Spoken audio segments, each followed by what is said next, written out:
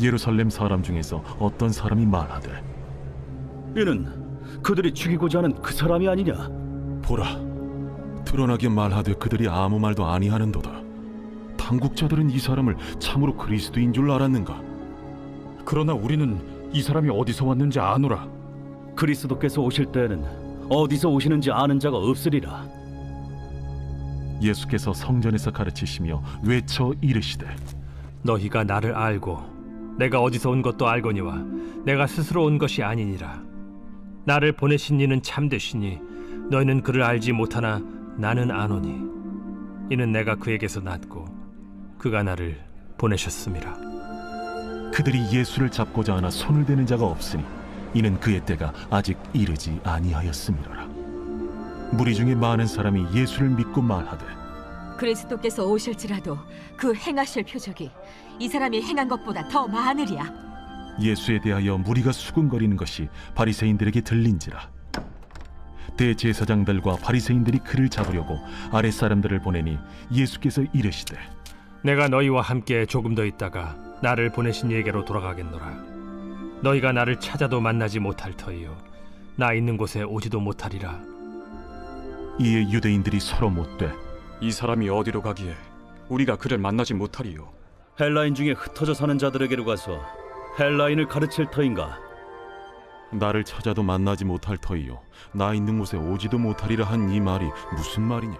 사랑하는 우리 브라함만 교회 성도 여러분, 복되고 활기찬 월요일 아침입니다. 여러분들 많이 그래도 추위가 누그러들어서 이제 또 10도 안팎의 그런 날씨가 되고 또 주중에는 한 17도까지 올라가는 날도 있더라고요. 그런데 아직까지 프라하의 겨울은 끝날 때까지 끝난 것이 아닙니다. 여러분들 몸 관리 잘 하시고 건강하시기를 바랍니다. 오늘 우리가 함께 묵상할 요한복음 7장의 말씀은 세상의 날선 오해와 위협 속에서도 자신의 정체성과 사명을 결코 잃지 않으셨던 예수님의 당당한 선포를 담고 있습니다. 그래서 오늘 말씀의 제목은 내가 그에게서 났다. 오늘 2026년 2월 23일 월요일 요한복음 7장 25절에서 36절 말씀을 가지고 우리가 이 말씀에서 왜 내가 그에게서 났다라고 선포하시는지, 이 예수님의 힘찬 선포가 타지에서 우리 정말 외국에서 함께 고군분투하는 여러분들 심령에 강력한 영적 백신이 되기를 주님의 이름으로 축복합니다.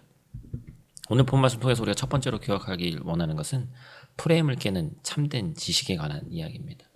28절 말씀, 예수께서 성전에서 가르치시며 외쳐 이르시되 너희가 나를 알고 내가 어디서 온 것도 알거니와 내가 내 자유로 온 것이 아니니라. 나를 보내신 이는 참되시니 너희는 그를 알지 못하나. 예루살렘 사람들이 예수님을 잘 알고 있다고 생각했죠. 우리는 그가 어디서 왔는지 안다. 그는 갈릴리 나사렛 출신의 목수의 아들 아니냐.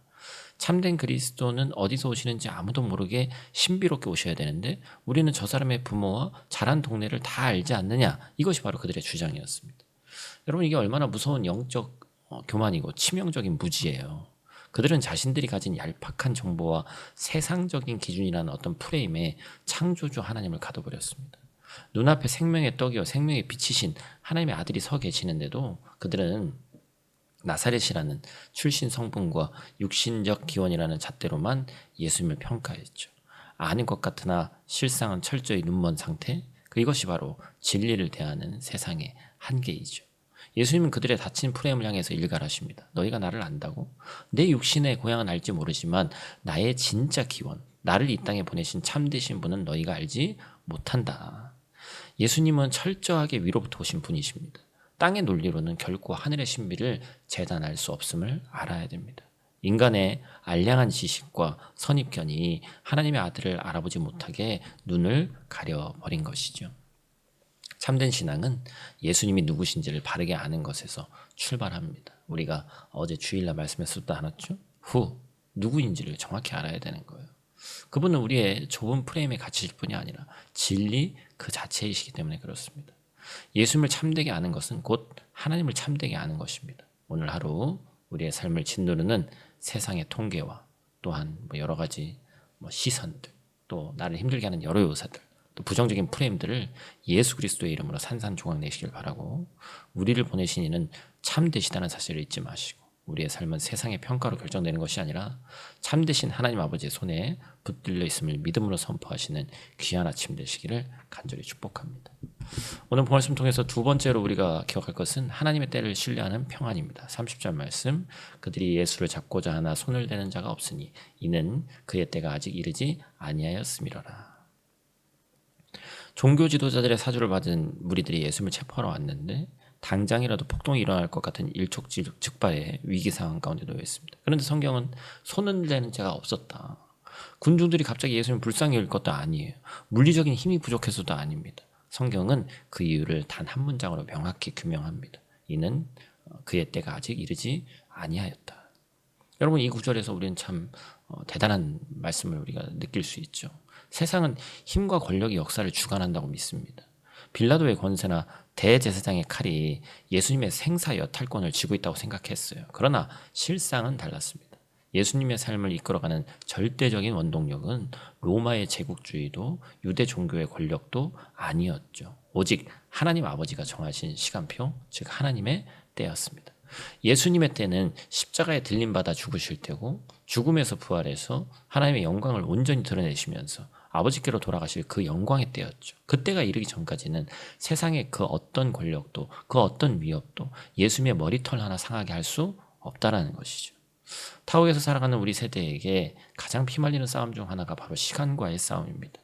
여러 가지 갱신돼야 될 것들이 많고, 또한 한국에서, 또한 여기에서, 또 어떤 분들은 이곳에서 이제 또 직장 다니고 여러 가지 하면서 우리가 한국과 또 비교하면 한국보다 우리가 여기 뒤처지는 것은 아닌가. 아이 교육도 마찬가지고, 그렇죠?